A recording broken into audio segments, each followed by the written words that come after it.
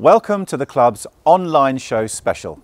If you're new to tent camping and you're looking for advice on how to get started in this great pastime, then you've come to the right place. With the new camping season almost upon us, we've got some top tips to help you buy a tent and essential accessories, plus guidance on how to pitch smarter and how to take care of your gear. First up, we reveal the different types of tent on the market today and how to choose which one is right for you. Welcome to the Camping and Caravanning Club series of how-to videos. Now, the range of tents on the market today is vast, so how do you go about choosing the right one for you?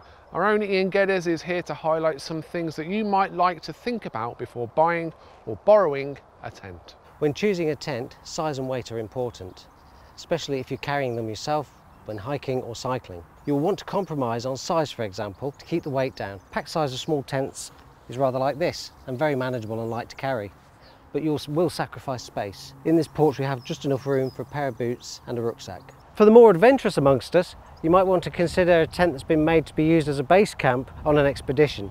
A tent like this wouldn't be out of place on the side of a mountain. However, you will have to be prepared to pay a little bit more for it, but the quality of manufacture and robustness is what you're paying for, as well as the choice of fabrics. The price comes at a premium, but it's worth it. Your life could depend on the quality of this tent. That's what they're made for. If you want to go camping occasionally with friends or family, you might want to consider a tent we call a weekender. These are not necessarily the largest tents and you may not be able to stand up in them. Ideally, they should be quick and easy to pitch and strike. For longer trips and big family holidays, you might want to consider a different tent altogether that's quite large, one that offers variable living space as well as lots of sleeping accommodation. When choosing a large family tent, consider just how many will sleep in comfort and also living space. This one has a large central living area and also a handy front porch for taking off coats and wellies. The advantage with the large living space is if the weather is inclement, you can all stay inside and not get on top of one another. You have a choice of tent construction these days. You could look at traditional pole and sleeve, or you could look at an air inflatable structure tent. The difference between them is very personal. The air inflatable is generally a little easier to pitch in comparison to a pole and sleeve where there is a lot of threading to go on. However, there is a trade-off, and that's generally the weight, cost and bulk of the pack size when it's in its bag. There's a huge range of tents to choose from and huge range in quality too. If you have any doubts, take a look at the owner satisfaction survey from the Camping and Caravanning Club. There's honest, impartial opinion from users of the kit out there. And whatever you choose and wherever you stay, we hope you have a fantastic time. For more info on choosing the right tent, check out our data sheet on our website. And if you found this video useful, be sure to also check out others in our how-to series on our club website or on our YouTube channel. Happy camping. Next, we look at all the essential accessories that make up a camping starter kit and that you should consider buying to make your camping breaks that bit more comfortable. Welcome to the Camping and Caravanning Club series of how-to videos. So you've got your tent, but what else do you need to go camping? There are plenty of great camping retailers who can help you put together a basic camping kit, but you don't have to spend a fortune, and in many cases you can simply take stuff from home. Our own Ian Geddes is here to highlight some of the essentials you'll need for a comfortable camping holiday. Here we have a standard air mattress, very useful, inexpensive and quick to inflate, quick to pack down. They help get rid of any of the lumps in the ground. Once you've built that bed base, you then need something to sleep in. For some people it's full bedding with a duvet. This is a simple sleeping bag, readily available from good camping shops. That'll keep you nice and cosy and warm on a cold night, and also something nice to sleep on if it's a really hot, sticky night. If you're using a smaller, more technical tent, then a more compact sleeping system might be necessary. Here's a typical example of a self-inflating mattress. This will unfurl and with a memory built into its foam, it will self-inflate and give you a very, very simple protection from the ground. It takes out the worst of the lumps. These aren't as insulating as a good thick mattress, but when space is at a premium or weight is at a premium, this is the only solution for you. Equally, the sleeping bag will be just as compact. This packs away into a tiny, tiny ball. It's very, very small in comparison. So-called mummy sleeping bag, because of its tapered shape, they take up a lot less space, but for some people they're just not as comfortable. So these are decisions you have to make about how you wish to camp. When it comes to meal times, you need to consider not only something to cook on, but something to cook in. Here we have a simple stove arrangement with some pans and a little kettle. You might like this, it's collapsible. Again, space saving, fantastic. This stove also has a grill, not all of them come with a grill, and it runs on gas. The gas is a secondary fuel you'll need to buy. This is a camping gas cylinder. Great thing about these is they're readily available throughout Europe. So if you need to change it on a holiday in France or Spain, you can. Gas isn't the only fuel. Here's another alternative stove. This one runs on a liquid fuel. Pots and pans generally for camping are lightweight. Melamine, plastic materials are often used to keep the weight down. Metals are good also, but again, you won't find a folding metal pan. Once you've finished cooking, you then need something to eat off. You can get lightweight camping plates, bowls, very good, very robust, incredibly strong, and they're made from melamine, and they'll last many, many years if looked after. Whilst on site, you'll need something to light the way. That could be inside at night, or actually whilst you're finding your way around the site, perhaps to get to the facilities block. For that, a torch could be useful, or a head torch. You will also need batteries to run these battery-powered lanterns. There are alternative fuels available. You can get gas lanterns, petroleum lanterns, and paraffin lamps as well. The so-called Tilly traditional camping lanterns are still readily available. If you do intend to prepare food on site, don't forget you need somewhere to keep it cool and fresh.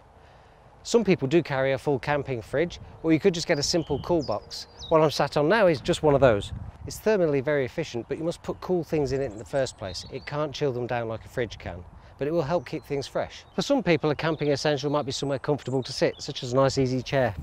These fold up and they pack away to very little when they're not in use. If you visit your local camping shop, you'll see there's a huge array of things, not just what we've looked at briefly here. You'll be astonished just what can be added to your camping kit to make the stay ever more comfortable. Now we reveal the do's and don'ts when it comes to choosing the right pitch on site to set up for your camping holiday. Welcome to the Camping and Caravanning Club series of how-to videos. So you've got your basic camping kit, you've done a test pitch of your tent near home, and now you've arrived on a campsite to be offered a choice of pitch. What should you go for? Our own Ian Geddes is here to highlight some of the things that you might want to check before you start unpacking. When choosing a pitch, you need to consider whether you want to be near the facilities. This could be the children's play area or the toilet block. Being near the children could be useful to keep an eye on the little ones, but only you can really decide whether you want to be near the toilet or not. When you're choosing your pitch, also consider shelter. We've pitched this tent near a hedge, which is really helpful with wind, but you may not necessarily want to be under a tree. Things fall out of trees and birds might leave you presents on the tent. Before you unpack your tent, check the pitch. Make sure that nothing's been left astray by a previous camper, such as a tent peg. That could do some damage to your tent, and we don't want that. Look at how flat the land is. If there is a slight slope, you might want to pitch in a direction where when you're asleep, your feet are facing downhill rather than uphill. Just before you roll your tent out, consider which way it's going to face. You may not want to face your neighbours or the way the sun is going to rise. You may well have a space on your pitch, depending on the size and shape of your tent, to turn it through 90 degrees and have it facing another way. It's normally best to peg out the ground sheet first. Then push the poles through their sleeves carefully or inflate the tubes before pegging out the guy ropes to give stability. There's always a chance the tent might need things done in a different order. Always check the instructions to be sure you're doing it correctly. Pitching a tent shouldn't be too difficult, but always double check the instructions and make sure you're familiar with them. You may well find these sewn into the bag that the tent was supplied in, such as this. That is a simple aid memoir of how to pitch this tent. As you finish pitching your tent, you need to tension out the guy lines. Make sure they're in line with the structure of the tent and make sure they're tensioned correctly. Be careful not to over tension them, that will do more harm than good. Finally, we look at how care and maintenance and a little TLC can keep your tent in great condition and give you unforgettable holidays year after year. Welcome to the Camping and Caravanning Club series of how-to videos. So you've enjoyed a full season's camping and decided that's it for the year. Or perhaps you're just taking a break from camping for a few weeks. What's the best way to make sure your tent's in perfect condition for your next trip? Camping and Caravanning Magazine's Senior Technical Advisor Ian Geddes is here to talk you through a few things that might just help you. There's always a chance you'll have to pack your tent away wet. When this happens, as soon as you can when you get home, get it back out of the bag again and try and dry it. This may mean pitching it, and don't forget to dry the bag as well. If you can't pitch it at home, unroll the tent out on the floor somewhere and keep turning it regularly until everything is dry. Get in the habit of checking your tent regularly, at least once a year, and what you're looking for is any damage, wear and tear or anything else that could become a problem. The old adage, a stitch in time saves 9, really applies to tents. Check for surface dirt and take as much off as possible.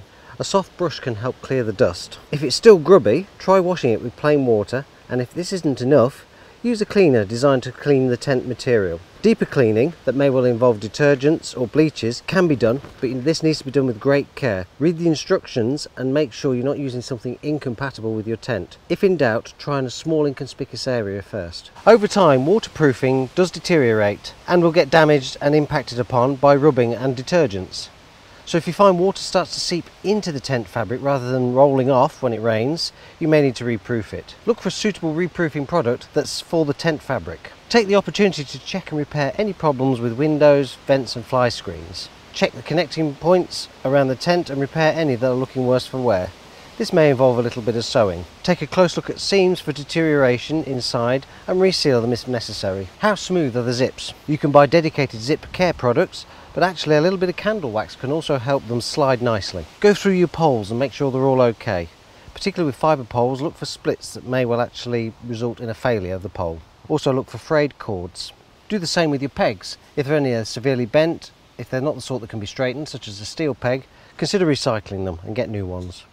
If they're dirty, don't forget to clean them. Once you're happy that everything is fixed and dry, you're ready to pack it away. Try not to fold the fabric the same way every time. If you keep doing this, you'll encourage a weak point to form where the fabric might fail. Taking a little bit of time in all these processes will be rewarding, as you'll have trouble-free camping trips in future. Spending a little bit of time taking care of your tent and its ancillary equipment is worthwhile.